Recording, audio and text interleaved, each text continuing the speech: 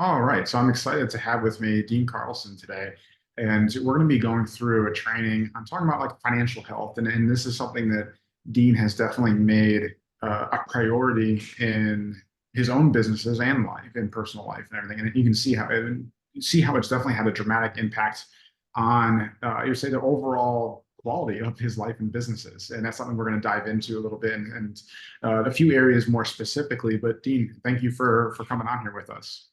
Hey, thanks for asking me, Justin. Appreciate it. Absolutely. So to kick this off, I just want to kind of give people like kind of paint that picture as to like what made you want to push into focusing on financial health more. I think as we grew the business,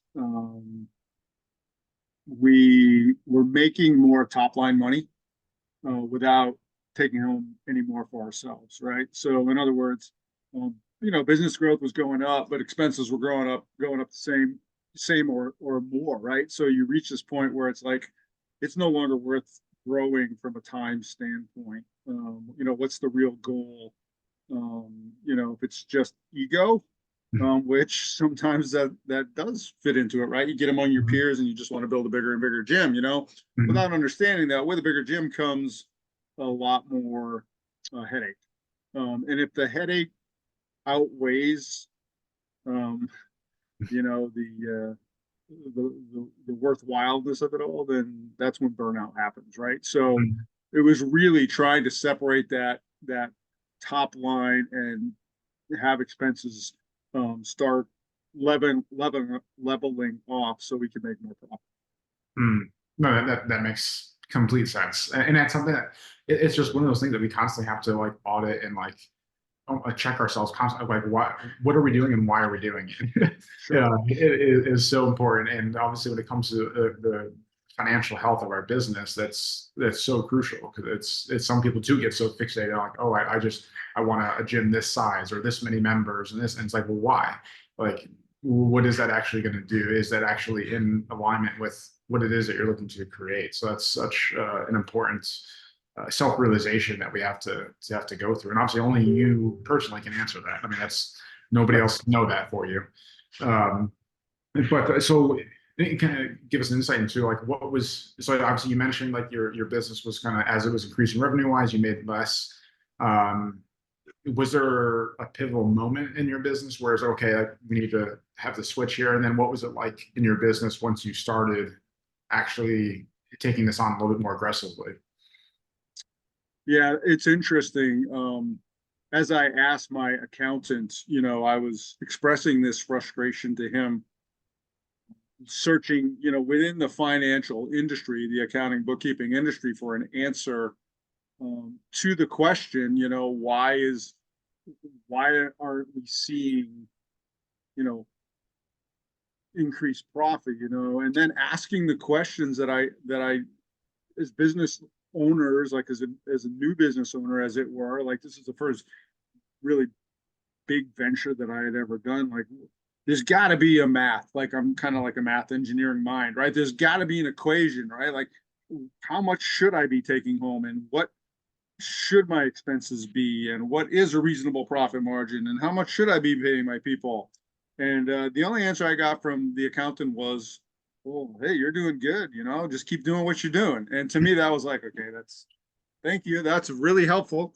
Yeah. So along that time, I started reading. I don't know if it was recommended or just caught my eye, but the Toilet Paper Entrepreneur, which was one of Mike Mm. Michalowicz's first books. But I read that. But in there, he had this really really short um, sentence or maybe paragraph about a system that he was developing, and this book was going to come out, and it was called. And eventually, that turned into the Profit First system. And when I read that, it's like, bang, this is what I'm looking for. It Mm. makes sense. It gives parameters from which I can operate and understand. Here's what a reasonable business should be doing. Here's some buckets, as it were. It's not like it's groundbreaking, like nobody's ever Mm. heard of something like that before. Like, but it gave actual numbers Mhm. um, that we could work off of and try to make that make sense. And when we implemented that and started saying, all right, if we don't have this much money in this bucket, like if we don't have the money in this bucket, then we're not going to spend it.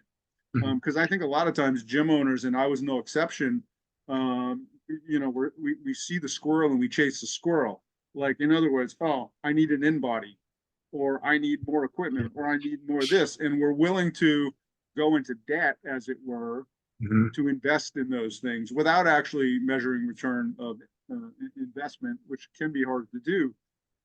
But when you set up a system and say, all right, I'm going to set aside this much money to be able to do this, and this is how long it's going to take me at this rate, then you have a goal in mind, right? You say, all right, if I put money away at this rate, I can do this in 6 months and I don't have to go into debt. And really, when we made that shift, that automatically started controlling expenses. I mean, Mhm. it's not really magic. It's actually just a way to discipline yourself to a budget. Mhm. And in that system, it just uses bank accounts to do it. You're allocating by percentage into a bank account. If it's not in your account, you don't spend it. That's pretty simple. Yeah. And No, that really did make the difference.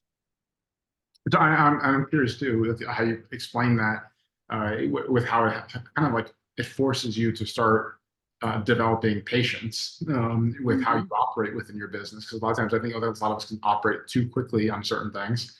Right. And have you ever found that when you actually waited that timeline, like you said, like whatever, say it was 6 months or something like that, to get to a point where you're able to actually financially afford whatever it is that you just deemed important at that time?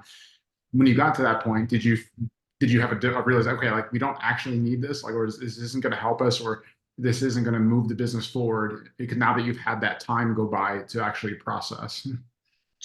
Yeah, I mean, I think that's a good point. I'm trying to think of a specific instance that may have happened. No doubt it did. Um, because we were very disciplined and still are with the way that we spend our money.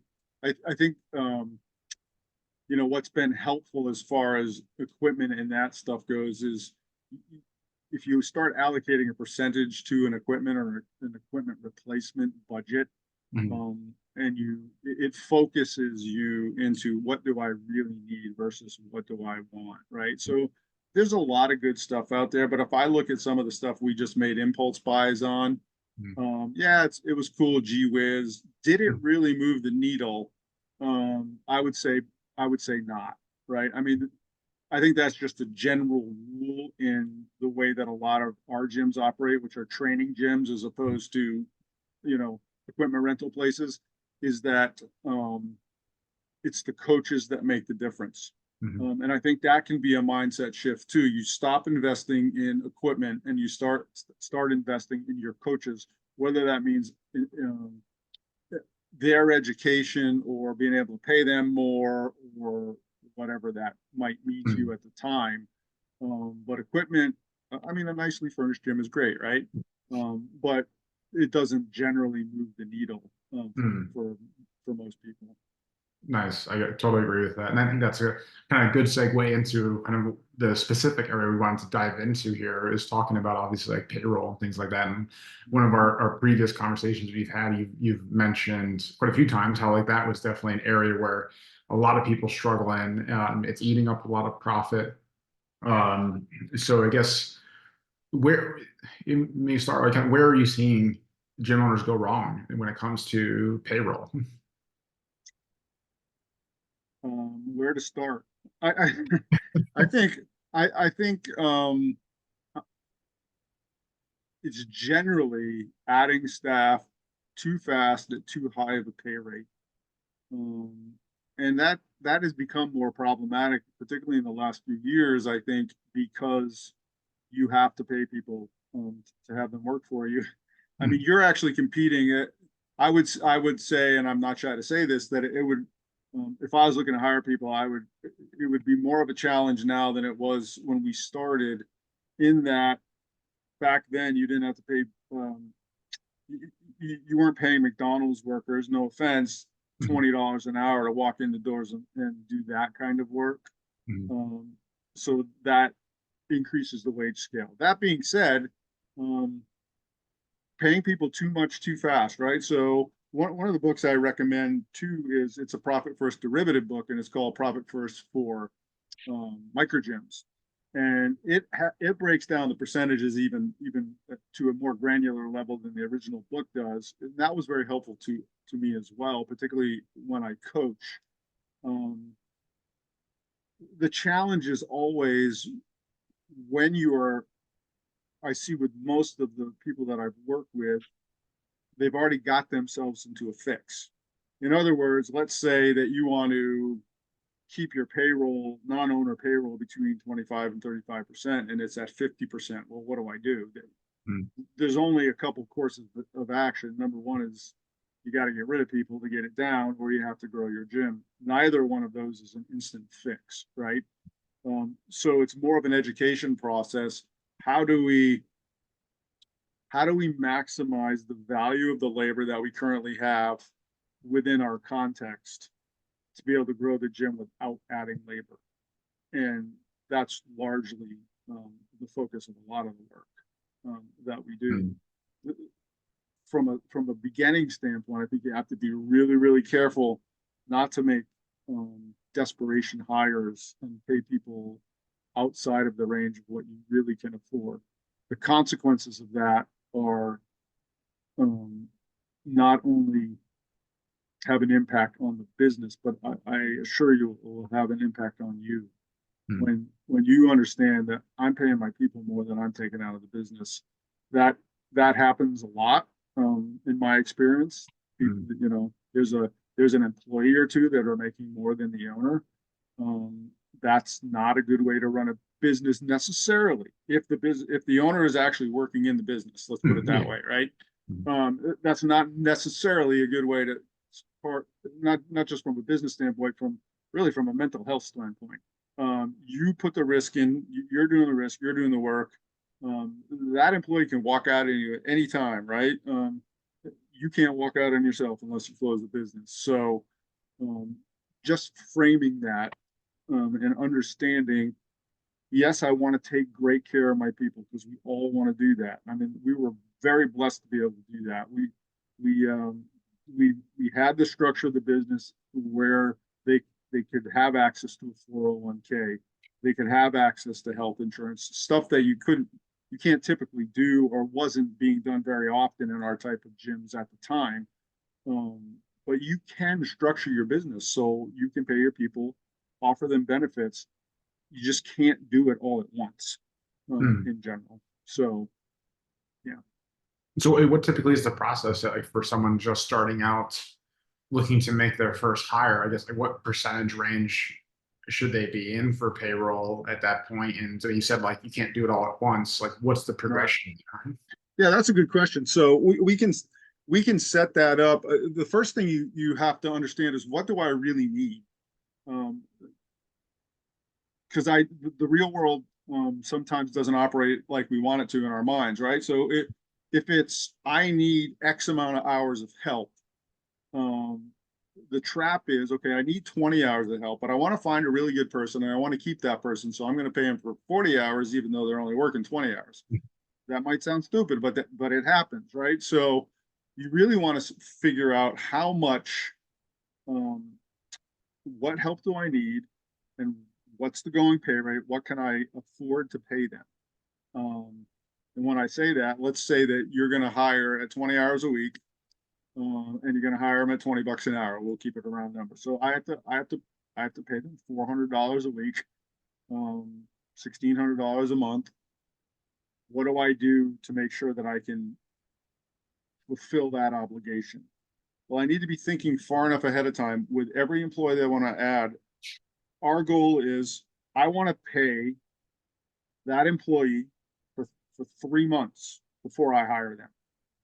In other words, I'm going to set up an account, which is my employee account, and I'm going to put $400 a week into that account. That does two things. It gives me the confidence that yes, I can actually afford this employee. And number two, you have 3 months of reserve Mm. to actually pay that employee. And if something happens and revenues temporarily go down, you still have that money in your account, right? We do that for every employee that we want to add. So that also requires that you think ahead of time, right? It's like what you were talking before this, a certain amount of delayed gratification, right? I need the help right now. Um, but I also need to understand for the integrity of my business, I need to be able to pay that person long term because it's not fair to you or them if in a month you say, "Oh crap, like I really can't. What do I do? I can't afford this. It's not." Yeah. So we set systems up in order to be confident that that can actually happen. Mhm. That Yeah, that's I love ideal. that. That's awesome. Yeah. I think that that's something that a lot of like fitness business owners don't take into consideration, especially earlier on ones where you're wearing multiple hats. That like you really like you almost like that's you almost should be basing your pay based on like the different hats that you're wearing and realizing that at Mm-hmm. some point when you take that hat off, that pay that you're paying yourself has to go to somebody else. Um, and like and if you're already able to start doing that, like you said, start putting that money into an account as if you were paying somebody, it really starts solidifying that foundation before you actually make the leap. And like you said in your mind, then you know 100%, okay, there's no guesswork here. Like we know that we can afford this person, that we can do this without it deteriorating the business. Um, and it starts Well, making you just made a clear really, boundaries. really good point, Justin, and that is um, paying reasonable market wages to yourself for the different functions that you are actually doing, right? So when a business first starts out, that owner's pay percentage might be way greater than it is when the business is mature. I think the baseline in the book is like the owner's paying themselves 50% of every dollar that goes to owner pay. As the business revenues go up, that scales down. Why? Well, number one, you need to start paying somebody else, right? So you're paying yourself if you're paying yourself to be technician, um, bookkeeper, admin, Yeah. all of it, right? You need to pay yourself as if you're doing those things so Mhm. that when you actually hire that admin, that Mhm. now goes into the admin bucket. That's a super strong, and I'm really glad you said that because what happens is we tend to not thinking those terms and we take the minimum possible amount of money that we can when we start the business rather than thinking, okay, what's the maximum amount I can actually take and make Mhm. and run a viable business, right? What's my minimum viable product? How do I make that happen while paying myself the most that I can rather than not taking any salary? Yeah. Super. Yeah. Yeah, definitely. Completely agree with that. Uh, so I guess I mean more precise. What is that range that you want to see people in, and like the for like a payroll percentage, a percentage against revenue, and does that fluctuate like as the business grows in a sense, or you pretty much want to stay hard within that range? Yeah. The percentage is 25% of gross revenue should go to payroll. It's just payroll, not Mhm. necessarily benefits, but payroll. Um, that can be done. Um, it is not easy to do without a lot of discipline. Um, I will tell you that can be done because when we were running both gyms, that's what it was. Um, Instinctively, that was. I mean, when we did our first profit first evaluation, it was 25%. So we lucked into it, I guess, in some regard. We didn't get ourselves into that. Oh man, I'm paying people 50%, right? So that being said, you can choose to reallocate higher. I've seen the most I would be comfortable with as a coach, though, is around 35%. Mhm. Um, for a lot of businesses that already have a high payroll, um, moving that percentage down takes a long time. And sometimes you've already, without making some harsh decisions, um, 35% might be the best you can get to. That's a decision you have to make as a business owner, understanding the consequences of that across the rest of the business. But in general, if we could keep that, it's non-owner payroll, so your pay doesn't count in that, right?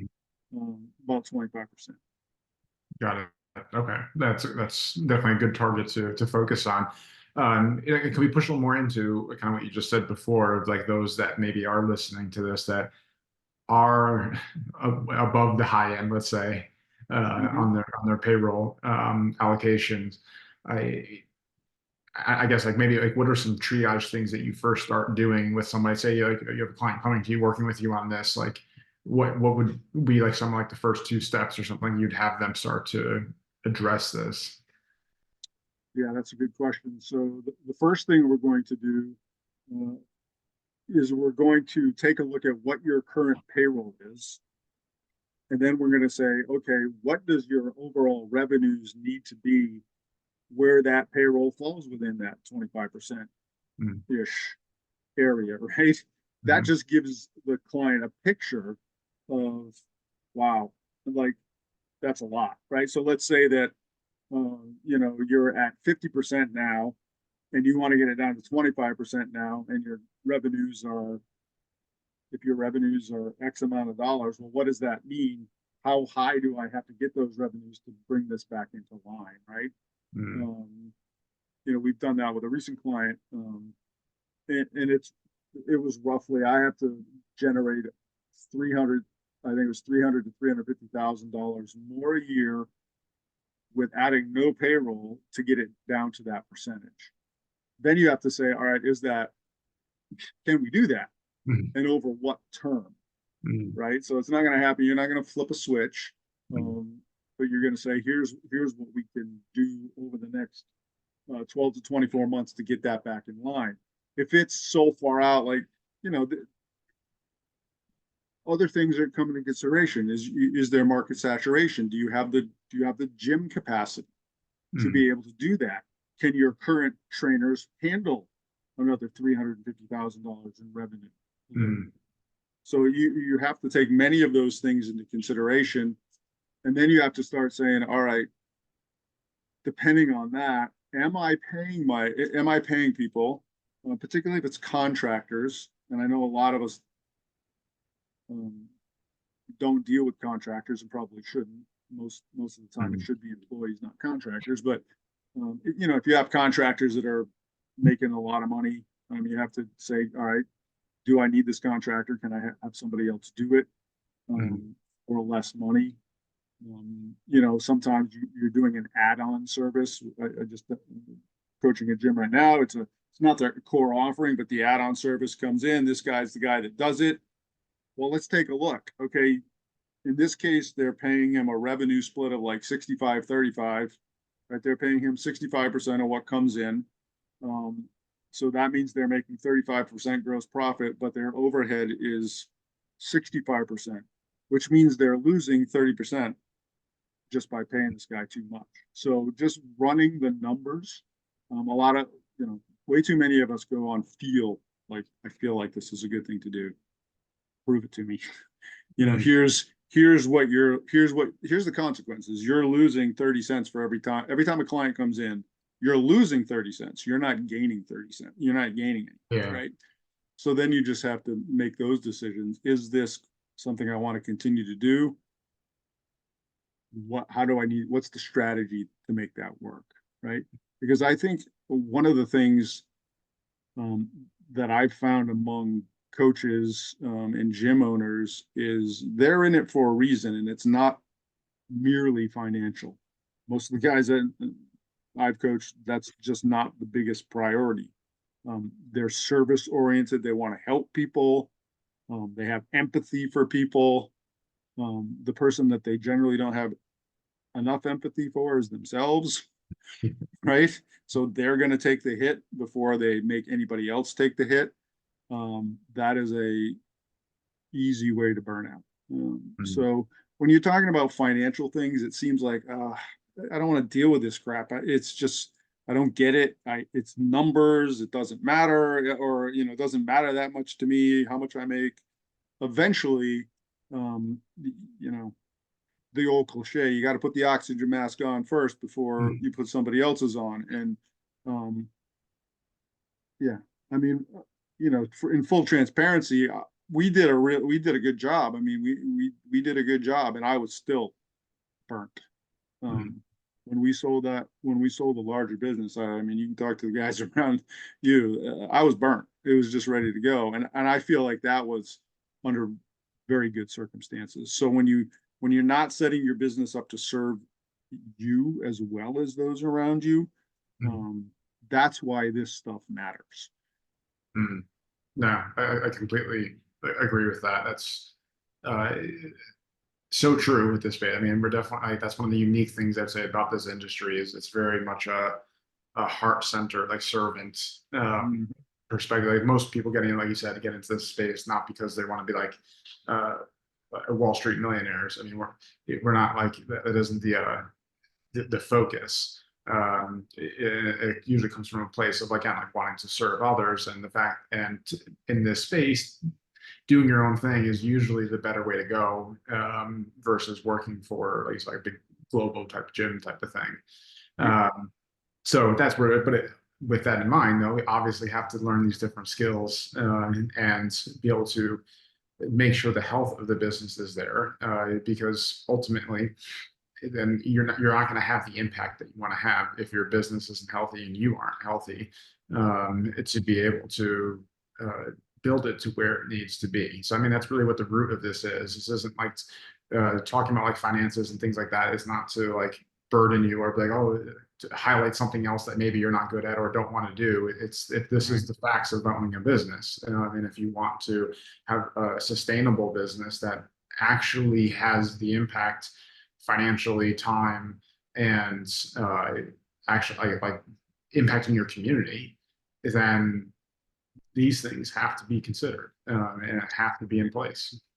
Yeah, I mean, it's a difference. I mean, you need bookkeepers and you need accountants, and that's something we can maybe address at a later time. But you know, those professionals are important in order to keep you with with the compliance with the law, right? Mhm. And to make sure that you're maximizing the benefit of your business from a tax standpoint.